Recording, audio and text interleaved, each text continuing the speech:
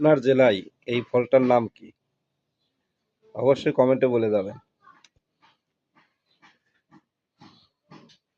অবশ্যই কমেন্টে বলবেন যে এই ফলটার নাম কি।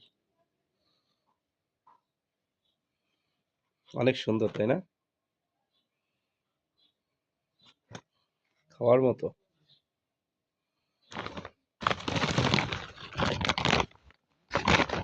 এটা কি ফেটে গেছে না? না, ঠিক আছে।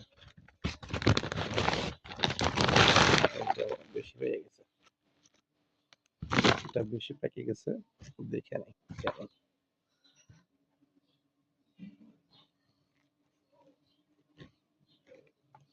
অনেক আগেই এই ফলটা খাইছি, অনেক আগে। অন্তত মিনিমাম 10 বছর তো হয়েছে। আর আজকে পেলাম।